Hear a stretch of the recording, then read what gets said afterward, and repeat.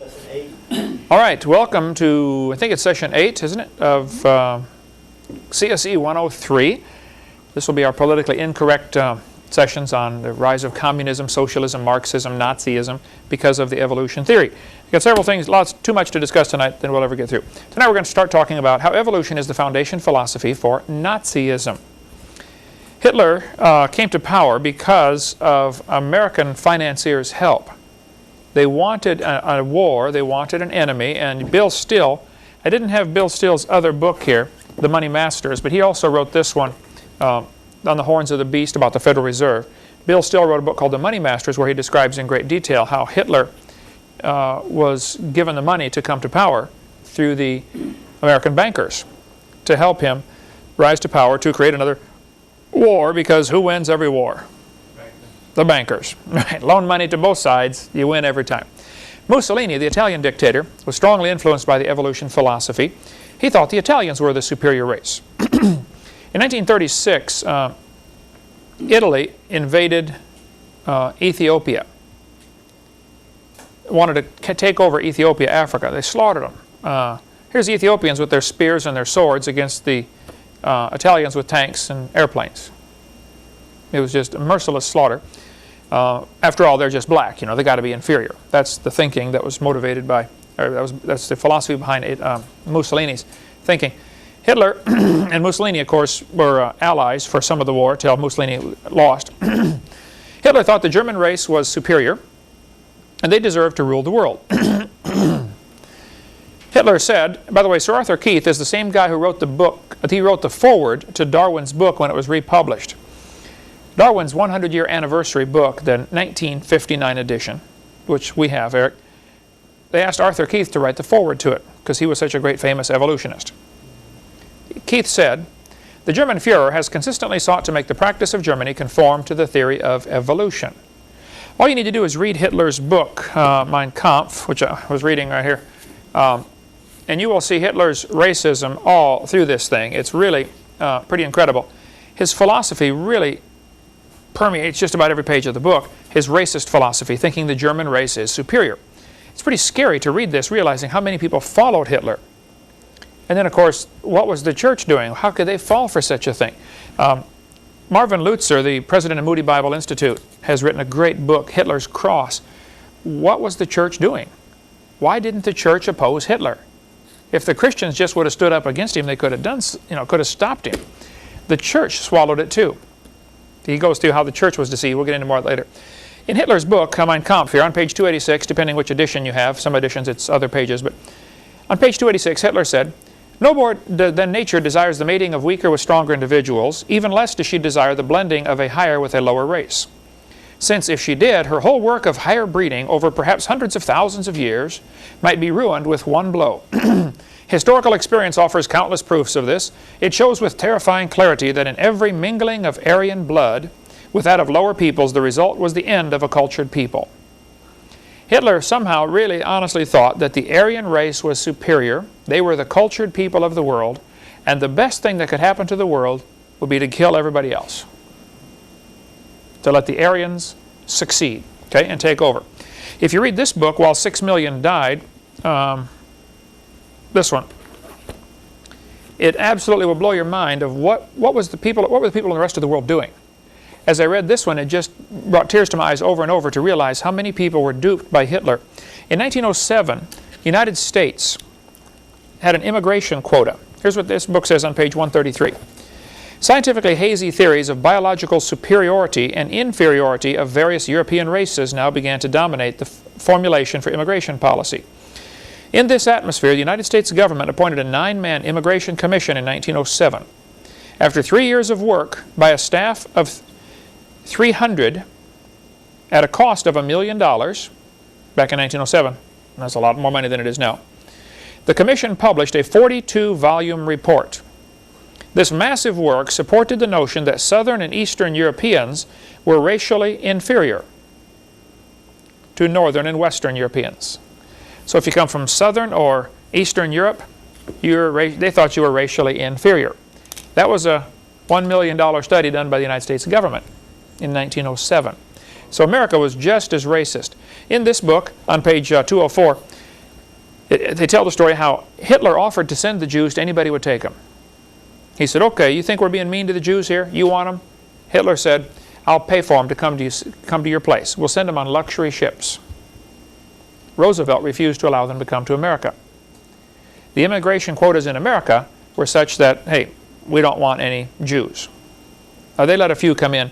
But the problem was, you had to have $10,000 to come into America, because they didn't want you to be a burden on the American system. Hitler, though, said, you can leave Germany if you want, but you can only take $4 with you. Well, that's pretty rough to start off with $4 and end up with $10,000 by the time you go on a 2-week trip across the ocean. So they were just really stuck. They tell the story in here of the 900 and some Jews who were on a boat that came to Havana, Cuba, and begged to be released. They went into the harbor. Here they could see all their relatives. You know, please let them off the boat. This is before Cuba was communist, okay? Please let them off the boat. Cuban officials refused. So they sailed up to Miami. They said, would you please let us come? They're killing the Jews over there in Germany. Miami officials said, no, you can't get off here. They sailed up and down the coast of the United States begging for asylum and were refused at every port in America.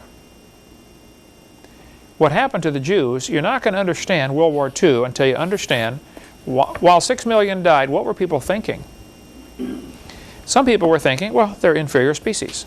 It goes right back to the evolution theory. When Jesse Owens won the Olympics, won, I think, 7 gold medals, or 9 gold medals, whatever it was, in 1936, Hitler walked out of the stadium. He said, it's unfair to make my men race against this animal. Jesse Owens said, I wasn't invited to shake hands with Hitler, but I wasn't invited to the White House to shake hands with the president either. He said, it's all right with me. I didn't go to Berlin to shake hands with him anyway. All I know is I'm here now and Hitler isn't. Jesse Owens, the black American athlete. Hitler's hit list, I discovered this when I was reading in Keene State, New Hampshire. They've got a section of the library up there at the Keene State University that is all books just about Hitler and the Holocaust. It's the most incredible thing I've ever seen, because I love to read about Hitler and the Holocaust, you know. They got this huge section of the library, all books about Hitler. So I went in there, had 6 hours to spare before my next meeting. You know, I had to speak somewhere at a church that evening. And I asked, they've got a librarian just in charge of that section. Or they did have it, I don't know if they still do. But I said, sir, why did Hitler kill the Jews? You know, why not somebody else? Well, he did kill a lot of people, but why did he hate the Jews so bad? For the next 6 hours, that guy brought me book after book after book. He said, oh, well, here, you can get it figured out from this and from this and from this. And we found Hitler's hit list. Why the Jews? You know, why not the Italians or the Spanish or the French? Or why Jews? Hitler thought the blonde-haired, blue-eyed the Norwegians, were close to pure Aryan. Make sure you take note of that. Blonde hair, blue-eyed, Norwegian. Båda står det till idag. You know, ja, sure, you betcha. Ofta. And he thought the Germans were blue-eyed or brown-eyed. That's less desirable. Blue eyes is the most desirable. Hey, they're mostly Aryan. It was a big deal in Germany to go around and check people's eyes to see what color they were. They had charts the doctors would use to see how much Aryan you were, what percentage Aryan. How many have seen that stuff before on TV, the kind of thing they did with checking the eyes, even checking, they call it phrenology, I believe, measuring the dimensions of the skull, different dimensions of the skull to find out how close to pure Aryan they were. He thought the Mediterraneans were slightly Aryan, the Slavic, half Aryan, half ape. Brother Pratsuk, you Slavic? Hitler thought you were half ape, half Aryan. He said the Orientals are slightly ape, the black Africans are mostly ape, and the Jews are close to pure ape. From the book Hitler Movement, page 107. The reason Hitler killed the Jews was because of his philosophy, his belief that they were an inferior species. And he thought, look, they're taking up valuable space that really belongs to the Germans. And as you read through his book, Mein Kampf, it's just scary to think that this guy thought this, okay? And then he hid behind the cloak of Christianity. He was a Catholic, and he wanted people to think, well, I'm doing this in the name of God to, you know, purify the race. Because some renegade Catholic priest back in 1912, I believe, wrote a book claiming that, you know, that years ago there were just two races, the apes and the Aryans, and they intermingled. And now we have a whole range of people, everything from ape to Aryan and everything in between, and we need to just eliminate all these inferior half-breeds and allow only the Aryans to survive. Hitler read that, believed it, and acted it out. Probably 13 million people died because of World War II. 6 million Jews were slaughtered in the camps. One of the Jewish doctors who survived the Holocaust later said, "There's a difference between those who look upon their fellow human beings as common creatures of a common creator and those who look upon them as a conglomerate of biologicals and chemicals." Powerful statement here. If you look at somebody else and say, wow, God made this person, that makes you think of him one way.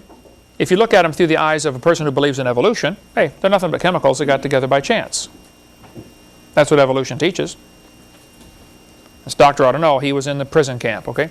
Now the Jewish Talmud, this is something, Eric, you need to get down, because the Jewish, the Torah is the same Old Testament as we have. Okay. T-O-R-A-H, okay? Yeah, I don't know of any differences. There may be some little stuff, but very, very, very similar.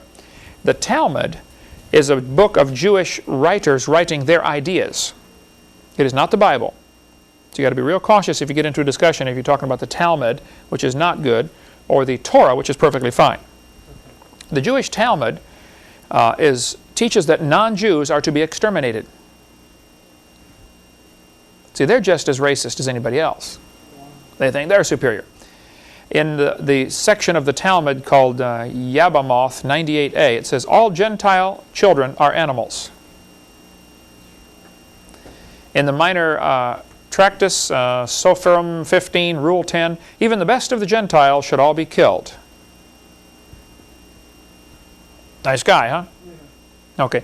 You want to get the website Hoffman-info.com. He's got a ton of stuff on the Talmud. I met him when I was out in, speaking in Coeur d'Alene, Idaho, out in that region. I don't think it's possible to fully comprehend what happened in World War II and what caused all this suffering until you see how evolution ties in. The more I read on Hitler, and I read a lot on Hitler just to keep my blood boiling, you know, and to try to understand why did he do this, the more it makes me angry that we are paying to have this same philosophy of evolution taught to our kids in this town today. They learned this.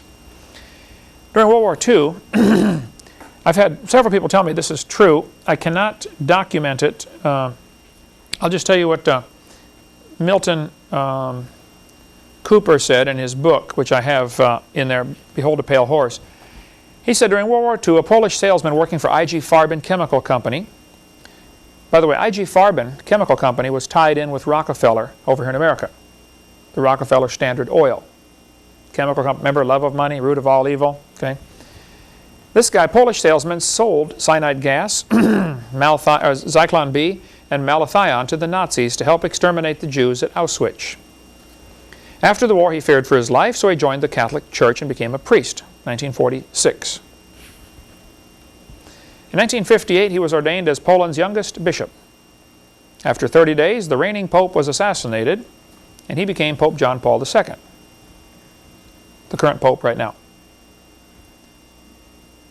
Interesting story. I want to get more documentation on that. Milton Cooper does a tremendous amount of research, and I know of no reason to doubt what he said, but so far I've been unable to prove this story is true, but it might be something you might want to watch for if you've seen it. Old guy, the Pope. Yep. That's the former cyanide salesman. What better place to hide than right out in the open? As I study and read on what happened with Hitler and the Holocaust, I'm constantly tying it in with why he did what he did. You know, what he did was horrible, but why? What would motivate a guy to do that? And I go back to his thinking. What you believe determines how you behave. When I read books like Peace Child and Eternity in Their Hearts, and Jan, have you read those missionary stories? Those natives over there in Papua New Guinea, you know, they teach their kids, now if you kill somebody in battle, be sure to cut off his head and eat the brains because you'll get his spirit. Well, of course, that's stupid, but if you tell that to a kid all his life when he's growing up, guess what he's going to do when he gets into battle? People do some pretty dumb things because of what they believe. If you believe the Jews are inferior, they're just animals, and you're the superior, you know, Aryan race, well then, it's really best to eliminate them. That's what happened here, Hitler and the Holocaust. So, as you read stories on what happened, you better tie it in with evolution. I've been to Germany 3 times, visited the Flossburg concentration camp. That's where they cut the stone out to make the big theater at Nuremberg. And I stood there at the theater and just wept and cried as I walked around this massive stone theater. Here I'm walking on these stones, and I had just been to the Flossburg concentration camp and seen the mine where the Jews Here they were, barely fed enough to stay alive. They have to work 12 hours a day carrying these huge granite slabs up and down these steps. And if you fall over, they shoot you and get another one. Because after all, they're bringing new ones in all the time. They worked them literally to death. That was the intention. Get as much work out of them as you could. Work them until they drop. Then bring in another one. Here's a pile of shoes from the victims of Hitler's Holocaust. These are the dead bodies. They just dumped them into massive graves. Again, you ought to do that. This is a rally at Nuremberg. You can see the pulpit there where the man is standing on the bottom of the center of the picture. I stood there and looked out over this huge parade ground, and this whole pulpit area is long bleacher section, all made out of granite by these Jewish slaves who died in the process of carrying these, granite slabs. They sawed them out of the ground, out of the granite mountain, sawed them into slabs, polished them, transported them for Hitler to build this massive theater at Nuremberg. Hitler strove to do everything in huge, grand scale. As you stand there in that pulpit, you feel real tiny because this area is just massive, giant parade grounds. Hitler wanted to make the individual feel small and expendable, and the cause seem great. That same thing is going on today in our public schools with the environmental movement. You're just one little person, but look, we got to save Mother Earth. The environment is so huge and you're just so tiny, you're expendable. The cause is great. Same kind of mentality, you got to watch for that. Hitler knew you have to indoctrinate the youth. He closed down Christian schools and began indoctrinating his youth with the Aryan supremacy idea. Hitler kept referring to the Jews as a parasite in the body of nations. And what do you do with a parasite? You try to get rid of it.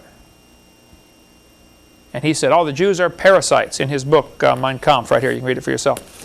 He said, the Jews are just a parasite. It's interesting, the abortionists today refer to the unborn child as a parasite in the woman's body.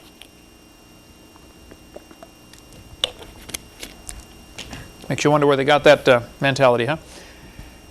During the time Hitler was in control, and even way before that, this was taught, it's still taught today, by the way, that the embryo growing inside the mother has gill slits. It was a German professor, Ernst Haeckel, who made this up in 1869. This influenced the Germans. He traveled all over Germany and converted people to believing in evolution with his big charts. This led to the idea that if evolution is true, then, one race must be superior. And obviously, it's us. That's kind of the way it ended up, 1870, we had Otto von Bismarck. The Bismarck was named after him. Otto von Bismarck started the war, to prove the Germans are superior. If you're going to have a contest to see who's superior, how do you decide? Well, you got to fight it out. We do the same thing today in football, boxing. Who is superior? Let's duke it out and find out. Haeckel was a liar. Here are the drawings that he made on the top. Underneath are actual photographs of these creatures. We covered that in seminar part 4. He was just flat a liar. But that had a strong influence on, and still does today. I read a letter to the editor yesterday from the St. Louis News Post-Dispatch, where this medical doctor wrote in, and they asked me to comment on it because I do every Wednesday morning a radio station in St. Louis. I'm on the air at 7:20 doing a call-in talk show. Have for a long time with the Tim and Al show, KJSL St. Louis. This doctor had written a letter and they faxed it to me, and he said, we've got proof for evolution. The human embryo has gill slits. This guy's a medical doctor. He ought to know that was proven wrong in 1874. But he's still teaching it. Here, 2001, teaching people, yeah, we got proof for evolution because of the gill slits. I mean, talk about behind the times. Hey, it works. It makes kids believe in evolution. So go ahead and teach it. Hitler was talking to a man one time. This man said, you'll never get me to come into your camp. I'll never be a Nazi. Hitler responded, this new state will give its youth to no one, but will instead take youth and give to youth its own education and its own upbringing. Your child belongs to us already. What are you? He said, you'll pass. We've already got your children. And they did. They put the children in Hitler's training in the school system and made good Nazis out of them. And boy, by the end of the war, I mean, the 13-year-olds were going off to fight for the fatherland. They simply were not going to surrender. They had been taught, hey, we're superior. We've got to win this war for the good of humanity.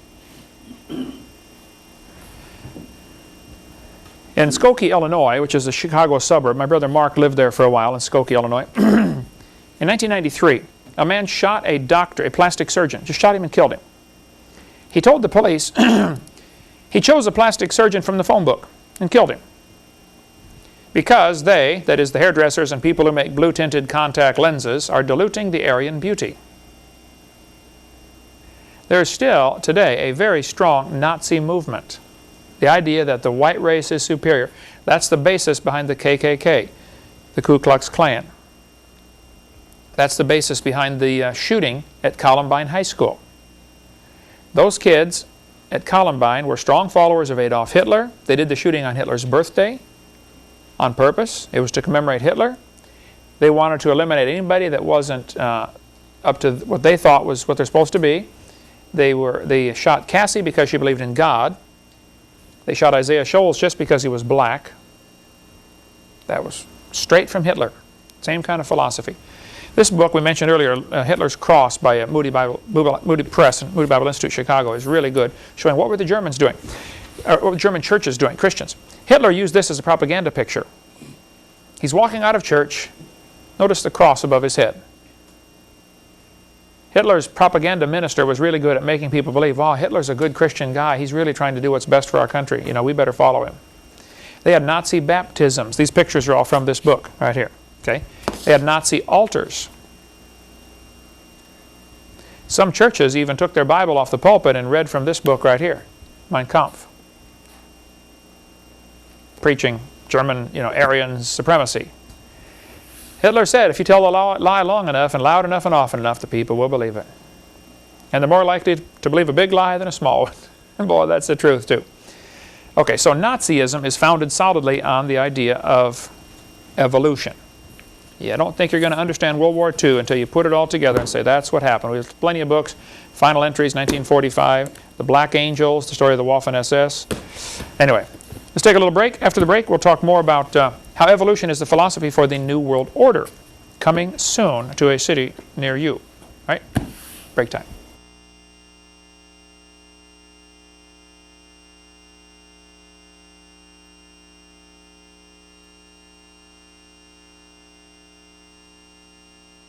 We're going to talk now about how evolution, the idea that man is God, basically, which is what evolution boils down to. Satan said to Eve in the Garden of Eden, ye shall be as gods.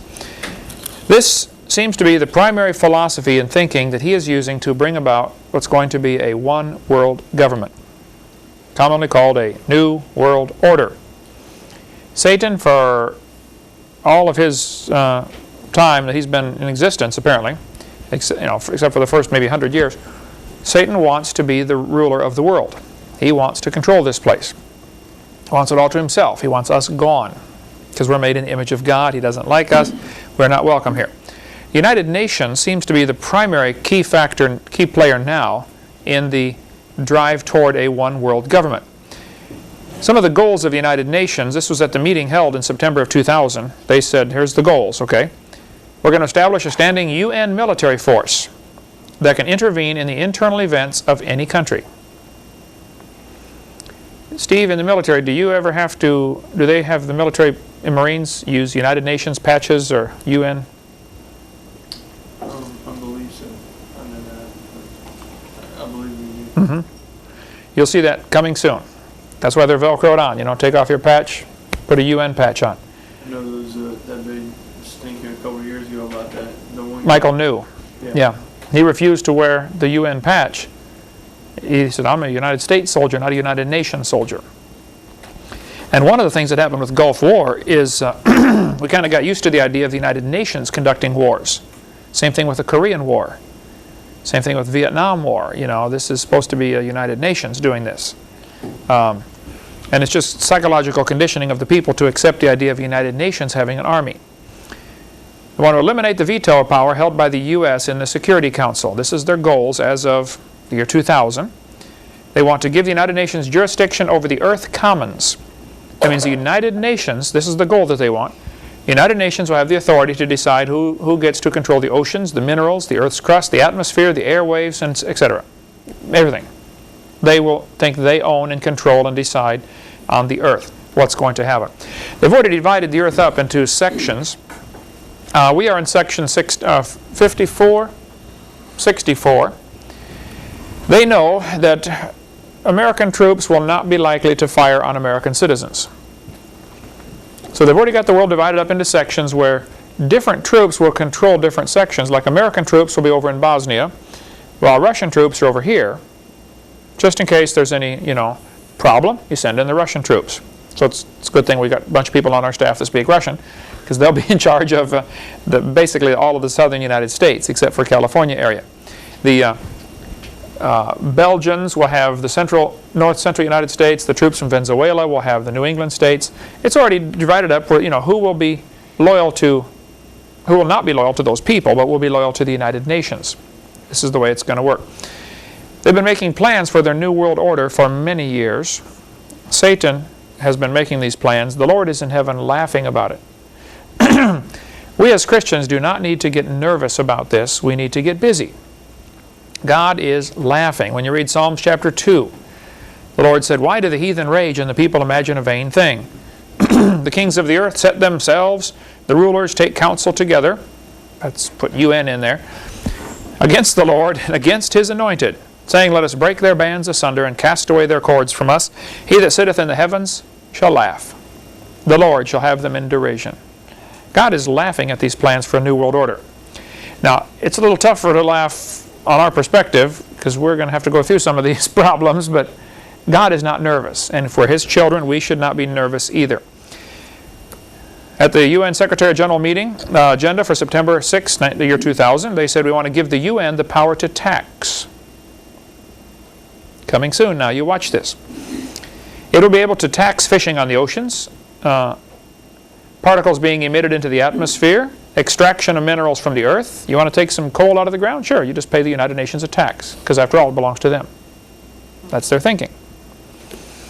This power to tax the global commons will quickly make the UN more powerful than any country, including the U.S. This is all part of the plan. They want to grant the UN authority to regulate international commerce, and they want to control food. Right now, last I heard, was like 95 to 97% of all food distribution in the world is controlled by ADM, Archer Daniel Midland Corporation, which is, I think, if I have all this straight, it's been a while since I put these details together, Prince Philip of England is one of the key players in here. See, the English rulers in England, Queen Elizabeth, Prince Philip, they think they are of the Illuminati bloodlines. There's some good books if you want to get into more on that topic. The Illuminati, the top 13 Illuminati bloodlines, they really think they're these superior ones, and these are the ones that over the centuries have been kings and queens, and the rulers take counsel against the Lord. They really think they are superior for some reason, and they're going to find out Judgment Day that they're not. But meanwhile, they're pretty hard on everybody else down here, because they think, if you want to get more on that topic, read that book. But they think they're superior. Peter Singer, father of the animal rights movement, said, "Christianity is our foe. If animal rights is to succeed, we must destroy the Judeo-Christian religious tradition." The Christians are the enemy. We will not be welcome. You mentioned during the break that Hitler said the Jews are inferior, they need to be eliminated. It's just a simple matter of painting the Christians with that same brush, saying, well, these Christians are not going along with our plans for a new world order, and we really need to eliminate them. We will become hunted. We'll be the enemy. We won't fit into the new world order. The United Nations' goal is to establish a new seat of power in the UN called the People's Assembly, to consist not only of representatives from nations, but also of representatives from non-government organizations. The Secretary General and his allies can then decide which NGOs are represented, and can thereby control the decisions made by the UN. Suppose there's 220 countries in the United Nations, and they create 230 non-government organizations. Now you have majority vote. Simple. Create a new international court that will have jurisdiction over all nation states. This is the goal of the United Nations. You need to read this book, and I brought several if you want to look at them. They're $5. It's Peter Kershaw, Hush Money. This is basically 2 chapters of his bigger book, which is much better. if you want the whole story, In Caesar's Grip. Now, we carry both of these in our bookstore at less than the recommended price because we want people to get, I think this is $5 and this one's $15. If you want to understand how the churches and people have been tricked into going along with the New World Order, these would be great books to get to comprehend what's happening. Oh man, what a long story. Churches, 100 years ago or so, there weren't any, very, very few, incorporated churches. You want to start a church? You start a church. You don't ask anybody's permission. You just start one, okay? When I started this ministry, Creation Science Evangelism, we didn't ask anybody's permission. God wants us to do it. Okay, God, you own the world. You told me to do it. How much higher do I need to go for authority? I don't need to get the government's authority for do something God told me to do. Now, in typical Caesar fashion, the government doesn't like that idea. They want everybody to get their permission. A true church, a real honest-to-goodness, true biblical church, not a corporation of the government, cannot get building permits because that is subjecting God. The churches say, well, Jesus Christ is the head of the church. Oh, yeah? You're just saying that, okay? You don't really believe that. Our founding fathers would have turned over in their grave if they'd have thought that the government was going to tell the church, you got to get our permission to build a building. They'd have started another revolution over that. And yet 99% of the churches in America are corporations because they somehow think they have to get that 501c3 status to be tax exempt. Because they think, goes back to the love of money, root of all evil, they think people will give more money to the church if they're 501c3. The truth of the matter is, most of the folks probably don't have to pay income tax anyway, but they're doing it. The church certainly does not have to have 501c3 status, and Peter Kershaw goes into all the details in here. His introductory statement, the whole first paragraph is from a IRS, one of the leaders in the IRS, who says, I don't know why the churches are getting incorporated, but as long as they want to, that's great. We'll be glad to take them under our authority. That's basically what happens. A church can, we can give, if somebody wants a tax write-off, they can donate to our ministry, we can give them a receipt, and they can use it as a tax write-off. There's nothing wrong with that, perfectly legal. But the last thing we're going to do is become a corporation. A 501c3 status would be the dumbest thing any ministry could do, in my opinion. Read this and then you'll agree with me, okay, if you see Peter Kershaw's opinion here. This, though, is part of the plan to get the church under control of the government because they want to have a one world, New World Order. One world government with the United Nations in charge of everybody. So I'd recommend you read that. Congressman George Hansen from Idaho, in the foreword to this book, In Caesar's Grip, he said, it's impossible to have religious freedom in any nation where churches are licensed to the government. If your church government, is your church government licensed, or your church 501c3 and or incorporated as a non-profit organization, that's exactly what it is.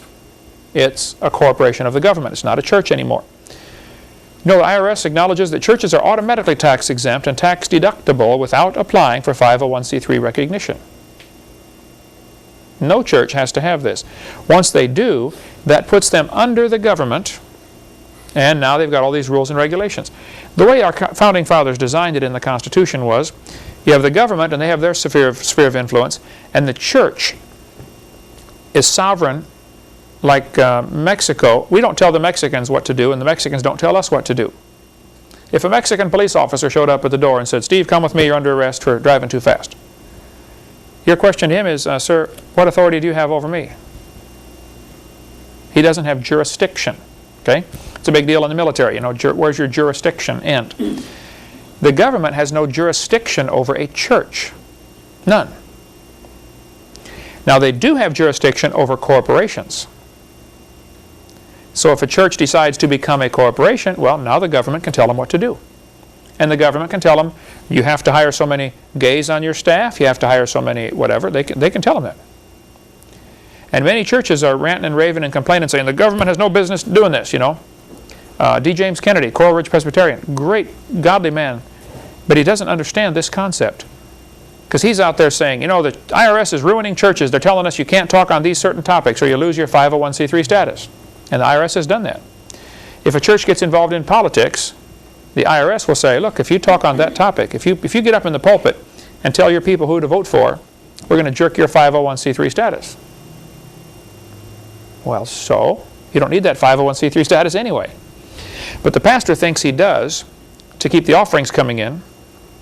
Love of money, root of all evil. And so this is hush money to keep the preachers quiet. That's what the purpose, that's why the title of the book and the guy with the tape over his mouth. Hush money. Keep the pastors quiet by controlling the money. And you ought to read both of those. Okay. Senator from Nebraska was involved in going after a preacher who had a Christian school without a license. Now, Everett Sullivan, who started this Christian school without Nebraska license, okay, and the state came after him. He said, we're a church and we don't have, you don't have any authority over us. The problem was his church was incorporated. Now, it took Sullivan some time in jail and finally a judge filled him in on what's happening. The judges, many of the judges fully understand this, okay? The average person does not. Sullivan, they said, Sullivan, you can't have a Christian school without a license. He said, I'm doing it because God told me to do it. Bless God, I'm standing my ground. And boy, the preachers all over America went to Nebraska and stood there in front of the church, and locked arms, and the police came in and dragged him off and padlocked the doors. They took Sullivan out of the pulpit while he was preaching. Handcuffed him, led him out the door to jail. And everybody thought, wow, this is the end of the freedom of the church in America. No, it was the end of the freedom for your church when you became a corporation. It was your mistake. Lester Roloff, remember Lester Roloff in Texas, Roloff Homes? He spoke at our church in Texas the last Sunday before he was killed. 2 days later, his airplane crashed. Lester Roloff had a great ministry in Corpus Christi, Texas. Okay, Roloff Evangelistic Enterprises Incorporated. Well, he ran these homes for kids that were in trouble. Parents would send them down there, please, fix my kid. They're a rebel or whatever. And they did a great job of redeeming lives, through scripture and hard work and stuff like that, and diet. Doing a great job. The state came in and said, we want to regulate your home. We want to tell you, what you can do and what you can't do. Roloff said, you're not telling us what to do. We're a ministry of God. So they came in after him and were shutting him down. And so Roloff reorganized and put his homes under a church, the People's Baptist Church of Corpus Christi, Incorporated. Stepped right back into the same trap and probably died never understanding what he did wrong. They're not going to tell you. You want to be incorporated? Sure, come on into our side. We'll be glad to have you. We'll be glad to have the revenue.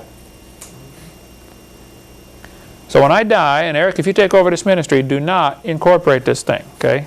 You got it straight? Okay. Anyway, during the trial of this Pastor Everett Sullivan in Nebraska, he was on the radio saying, bless God, we're a church and the state's coming after the church. Well, he didn't understand. He wasn't a church. He thought he was, but he wasn't. He was a corporation. And the senator from Nebraska, who before that was the Nebraska Board of Education member, and then later became senator, I believe, or maybe he was senator first. Anyway, his name is Peter Hoagland. He's on the radio debating with Everett Sullivan. And on the radio, Hoagland said, fundamentalist parents have no right to indoctrinate their children in their beliefs. We are preparing their children for the year 2000 and life in a global one-world society, and those children will not fit in. He knew, as a senator, there are plans for a one-world government. Just like Hitler prepared the kids for their one-world government, their Third Reich, the 1,000-year reign of the Aryan race. Hitler worked on preparing the children. There are people who want to prepare our children for a new world order. All over the United States, UN military equipment is already being spread out. The plans are being laid and implemented to have a one-world government. They have portable detention camps. Pull up a truck, take off the camp, you have a prison anywhere. Have a riot in Pensacola, too many people not taking the mark of the beast, well here, put them in prison. We can talk for hours on this. Gary Fry, a friend of mine in North Carolina, is quite an expert on the New World Order. I pretty much speak on creation, evolution, but since evolution ties into communism, socialism, Marxism, that's why we hit it in this part of our series. But Gary Fry, his website, youthofamerica.com/Gary Fry, and his phone number is right there. He has great information if you want more on the New World Order, the camps that are being set up, what's happening with the bombing of TWA 800 and who blew up Oklahoma City. He's got tons of material on that. Very good stuff. Get a hold of Gary if you want more on that. Okay. Let's see.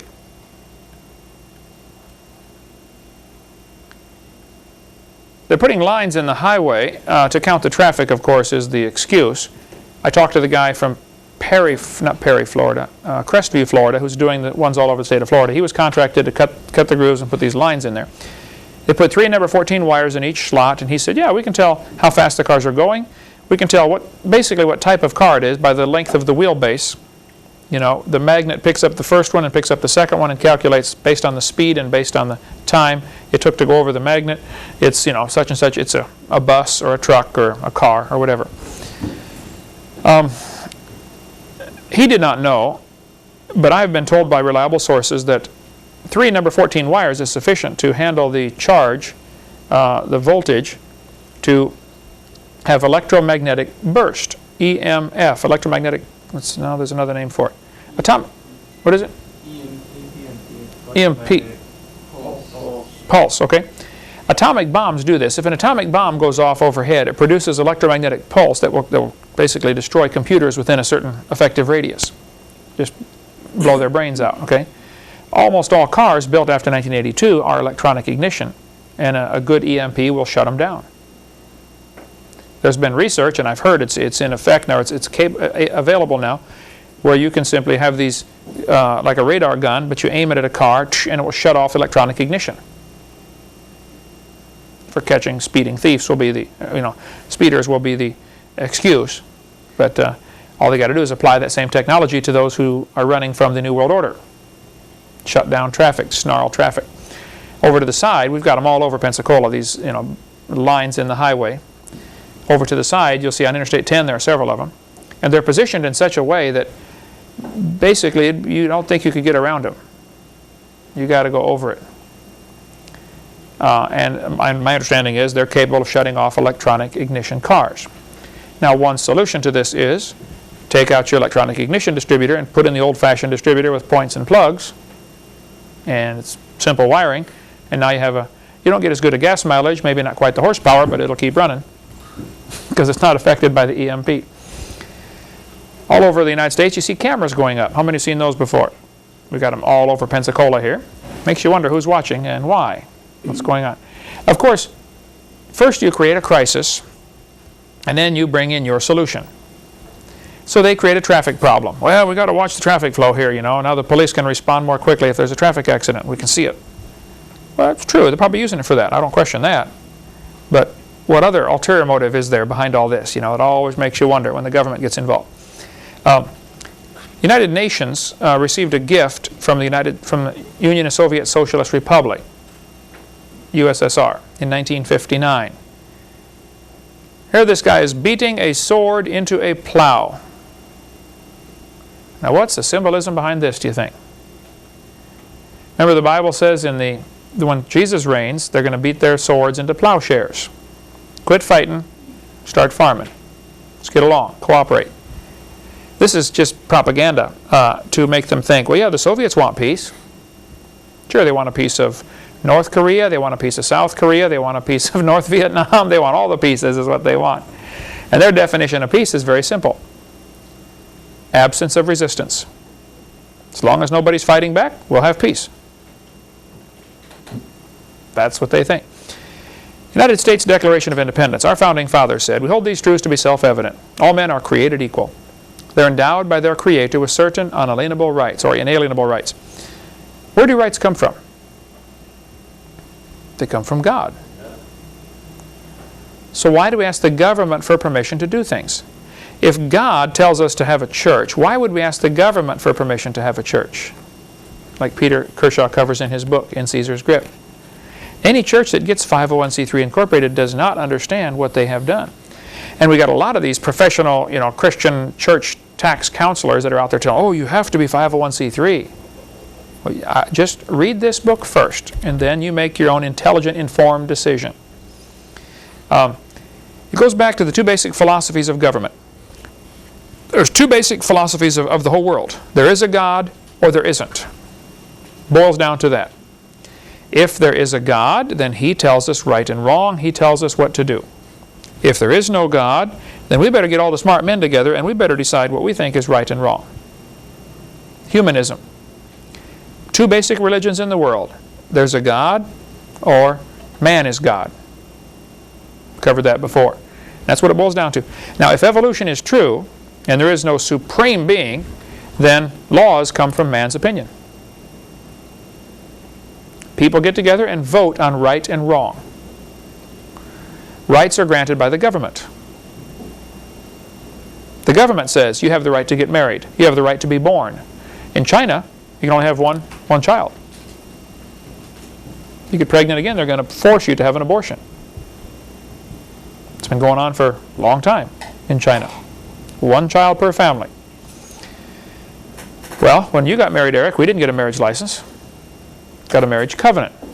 A legal marriage is you and your wife or husband sign the document and two witnesses. If it's in a family Bible, if it's a religious document, that's all that's necessary. Now, several times you've had hassles because of that. Because the banks are tied into this. Everybody's tied in together with this plan toward a one world government. And a lot of Christians have been asleep thinking, well, when they come knocking on my door to make me get one of these little microchips in my hand, they're not going to get me to put it in. You've already received a Social Security number. You're already doing 90% of your transactions with credit. Yes, you'll receive one of these. It's just going to be a matter of you can't buy or sell till you have one. Simple. They're not going to force you to get it. You'll come ask them for it. Can I please have one? I'm hungry. I predict that's what will happen. If evolution is true, then the government should be the provider. This is where our welfare state comes in. It's called a democracy. Democracies are dangerous forms of government. I don't recommend anybody have a democracy. But here we got our people in America, and Bill Clinton his big thing was we're going to spread democracy around the world. Any place the United Nations went in to establish a democratic government, it ended up with a communist government. That's really what they ended up with. If creation is true, then laws come from the Creator, and rights, you can't put a lien against them. They're unalienable or inalienable. You cannot put a lien against these rights. And government is limited. There are two legitimate functions of government: punish evildoers and defense against outside invaders. You guys in the military, that's a legitimate function of government. The judicial system, punish evildoers, that's what they're supposed to do. Welfare, no, government's got no business being involved in that. Education, no, government simply has no business being involved in it. This earthquake in Seattle, Washington, destroyed a bunch of buildings. They declared a federal disaster area. Well, look, I think it's horrible. I got a brother and a sister living up there, okay? Yes, it's horrible what happened in Seattle, Washington. However, the government has no business being involved in taking money from people in Florida and sending it to Washington. Government's not supposed to do those kind of things. It's unconstitutional. But they've been doing it for 100 years and nobody stops them. Under a constitutional republic, the law is supreme because the law came from God. People got together, read God's laws, and said, okay, how does this apply to us today? And they made laws for their people in line with God's laws, basically the 10 Commandments, the Decalogue. Okay, God says don't kill. All right, if you kill, here's what happens. God says don't steal. Okay, if you steal, here's what's going to happen. Here's the punishment, penalty. And one of the smartest things we could do in America would be to close down, just almost totally, but close down the prisons. We don't need prisons. It's the dumbest thing you can do is pay $100,000 a year to keep some guy locked up.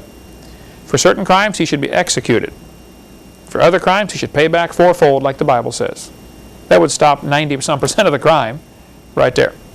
Okay, my hobby horse. What happens, though, in our time we have remaining, they will create a crisis which will cause the people to accept more government intervention.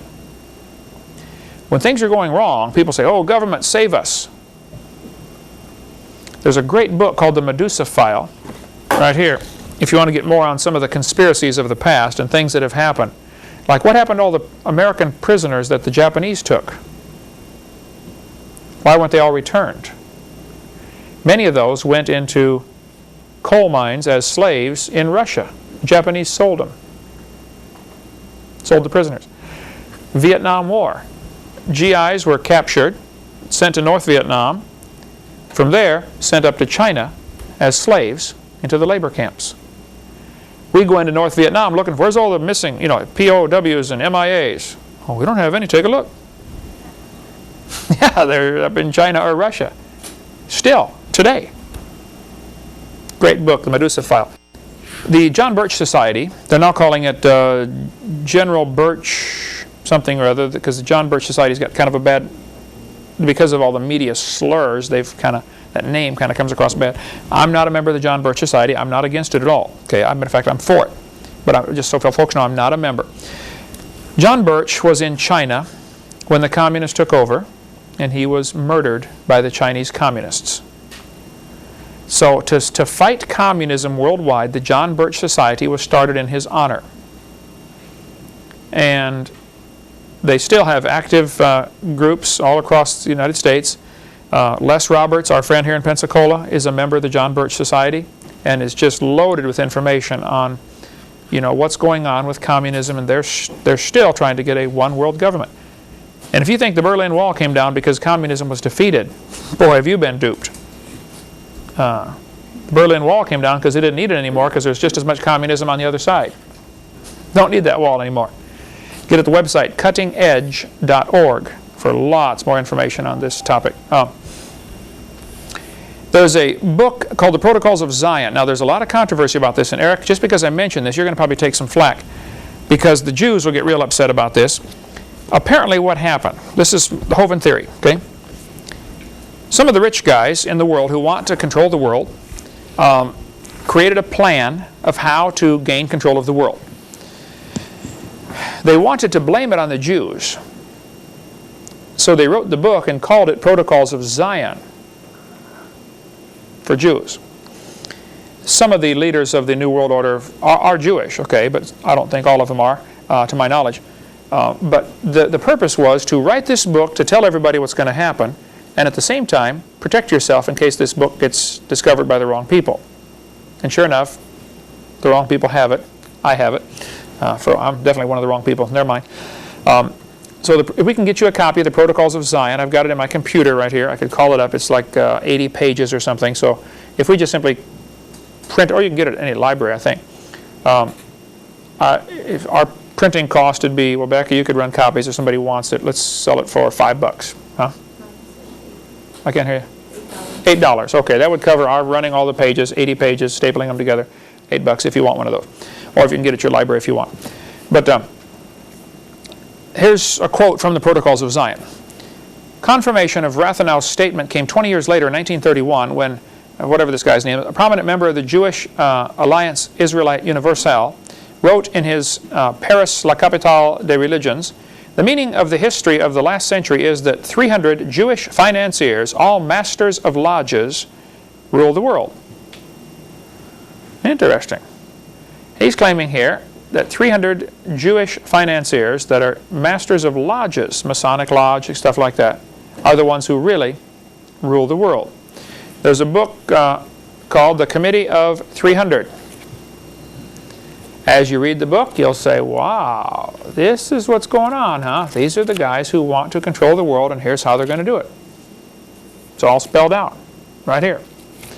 This, did I put in the front cover where to get it? Dr. Lauren Coleman wrote the book. Let's see, ocular enhancers again. You can write to WIR 2533 North Carson Street, Suite J-118, Carson City, Nevada, 89706. Becky, make a note, if you would, for me to put that address on this 5A slide 343. Okay, and it's off the back of the book. I'll put that on here so folks at home can watch that. If you want to get more about the Committee of 300, these are probably the ones who really ultimately make the decisions. That would trickle down to other groups that are involved in this, like the Council of Foreign Relations, CFR. If you want to get more on the Council of Foreign Relations, or some of those. You might want to get any of the books by Des Griffin. He's really good on this topic also. We sell this one, The Fourth Reich of the Rich. In our bookstore you can get it, but he's written lots of other books like Descent into Slavery, Des Griffin. I think he's written 4. Very knowledgeable on the topic of the New World Order if you want to get into that. So what they do, what the bad guys do, they create a crisis so that people will come along and ask the government, please help us, please do this for us. So they created the Depression, 1929, stock market crash, so that people would come ask the government, would you please take care of us, feed us? The government said, sure, here, take this number. Social Security was introduced in 1933 in the middle of the Great Depression. The Civil War was purposely created as part of the plan toward a one world government. So was World War I, so was World War II.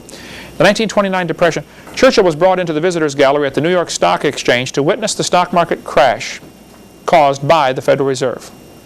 Yes? You mentioned that the Civil War is Lincoln's War. Yes. Abraham Lincoln was a big player in this. Now, he had some very good qualities, okay? He did not claim to be a Christian. Matter of fact, he claimed not to be a Christian. One of the last entries in his diary was, he said, I've been concerned about publicly professing my faith in Christ. I intend to go forward at the, I think it was Presbyterian Church this Sunday, and be baptized. That Thursday he was shot. So maybe later on he did, become a Christian, but he was a player, probably unknowingly, to some degree, in the plans for the New World Order. He issued the first executive order. There are now 13,000 of them, executive orders. First executive order, I think it was number 1, was to send federal troops to fight the Civil War. Is that why it's referred to as Lincoln's War? Lincoln's War. A lot of people were involved in this war, and it's really, like any conspiracy, it's really complex to figure out who did what. The Catholic Jesuits were very involved in starting this war, and they hated Lincoln. Okay? One of the problems was Lincoln was not going to go along with the Federal Reserve idea of letting the bankers control the banks in America and control the money with the Federal Reserve system we now have. Lincoln issued greenbacks. Well, a greenback is a treasury note that is not, there's no interest on it, so the bankers don't make any money. And they got upset about that. So there were a lot of folks upset with Lincoln. The Catholics certainly wanted to kill him. The bankers certainly wanted to kill him. Several people were after him. That's a big conspiracy. I'm not sure of all the details on that, but there's good books on it. I'm sure Gary Fry would have something on that, or certainly Des Griffin would definitely know, or Bill Still would know that if you want to get a hold of them. The Cuban Missile Crisis is an example of the technique that they use. The communists have a technique. When you want to advance, you take 2 steps forward and 1 step back. And your enemy thinks, oh, he backed up, it's over. Well, yeah, he's 1 step closer. They wanted to get a military base in Cuba, right at the bottom of America, 90 miles from Florida. So they brought in a military base and missiles. Kennedy huffed and puffed and had the big Cuban Missile Crisis, and everybody was scared we're going to go, World War III is going to start here, And so after the Cuban Missile Crisis, the communists took the missiles out of Cuba, we think. They had ships with missile shapes on them, covered with tarps. And they allowed us to fly by and photograph them. Oh yeah, you can build one of those out of wood, So we think they took the missiles out, I don't know. But they kept the base. That's what they wanted. 2 steps forward, 1 step back. And everybody in America said, oh wow, they changed. We got rid of, well, we beat them that time, didn't we? Well, idiot, they beat you, is what happened, okay? Oklahoma City bombing. Get the website harvest-trust.org or talk to Ben Parton. Now, Ben Parton, it was an explosives expert. I think he was a lieutenant colonel in the Air Force. He did a great videotape with Gary Fry. There's Ben Parton's phone number right here. Ben Parton did a tape with Gary Fry on TV. Gary Fry's in North Carolina. You think you met him, didn't you? Okay. He said, look, folks, I'm an explosives expert. A truck bomb did not blow up the Oklahoma City building. Absolutely no possible way. That building was blown up from inside, probably C4 explosives wrapped around the pillars. because an explosion in the truck is not going to knock all these pillars out. But there is still today news media spin going on trying to convince the people that the truck bomb did it. Watch the footage we have. I think you've seen this, Eric, haven't you, of right after this happened. They're talking about, now today they talk about this huge Ryder truck full of fertilizer that exploded and blew a big crater in the ground. Watch the footage. They're walking right up to the building. There's no crater in the ground. There never was. No nitrous oxide either. No residue of nitrates. There would have been poison gas from the explosion that knocked out people. And the people across the street, sitting in the restaurant, broke a few windows. Why didn't it blow the wall out of that building? And pieces of the Muir building landed across the street. It blew out. It didn't blow in. You don't need to be a genius to figure it out, okay? But you tell the lie long enough, the people believe it. And the poor victims of the Oklahoma City bombing are thinking this Timothy McVeigh did it and that guy ought to be hung, Well, he might have been a patsy involved in this, but he didn't blow that building up. Okay, he's taking the blame for it. But that is not what happened. Call Ben Pardon if you don't believe me, okay? Ask him. What was happening, one of the purposes of blowing up the building, there were several purposes apparently, was to get rid of a couple of agents who were not loyal, who were going to squeal on Bill Clinton apparently, about what happened at Waco. And they happened to be the only ones in the building who died. That morning at 8:05, I think, whatever time it was, they decided the government agents are going to get in a bus and take a tour of Oklahoma City. Well, duh, they live in Oklahoma City. What if I got our staff together one morning, hey, we're going to tour Pensacola. I live here, I don't want to tour Pensacola, let's get to work, okay? So only those that were not loyal were left behind, and they happened to die. Same thing if you watch what happened at Waco, when they climb up the ladder to the roof and the agents go in the window on the roof. A few minutes later, the other agent who's still out there throws in a hand grenade and starts shooting a machine gun in through the same window. His guys are in there. Then you watch, and a few seconds later, you see apparently some of them survived. You see bullets come flying out through the wall. One of them bounces off the guy's helmet, and he slides down the ladder. It was his guy shooting back at him. That wasn't the Branch Davidian shooting in there. Though the story apparently is that the guys that got killed at Waco were, again, some people who were going to testify against Bill Clinton for some of the things they'd seen him do. I've got a list of 108, I believe, people. I'm sure because of this tape, people are going to ask for that list. So send $1 or something. We'll mail you one. Becky, remind me if you need that. The list of those who've been killed by Bill Clinton, top file drawer, about halfway back. Okay. Another purpose of blowing up the building was there was anti-terrorism legislation that had been stalled in Congress. Congress was not going to vote for this because it took away more rights of the people. They wanted to get this bill passed to prevent people from having machine guns, gradually choke down the system where all you can have is a pea shooter or maybe a rubber band, to defend yourself. Nobody's allowed to have guns. And so they start off by banning, assault rifles. Well, if you trust the government with assault rifles, but you don't trust honest Americans with assault rifles, you got a screw loose in your head. Okay. So, and sure enough, it passed. The anti-terrorism passed after Oklahoma City bombing was blown up. TW-800 was also blown up intentionally, apparently to get rid of the 3 guys who were going to London to testify against Clinton because the local newspapers in America, this story goes, they wouldn't take their story. So these guys all happened to be on one plane going to London. We're going to squeal on Bill Clinton. French Landsat satellite, one of the satellites from France, has pictures of a missile hitting the plane. Now the poor victims are being fed this story about, oh, well, we don't know what happened. Maybe they blew up, a good way to get rid of somebody is blow up an airplane.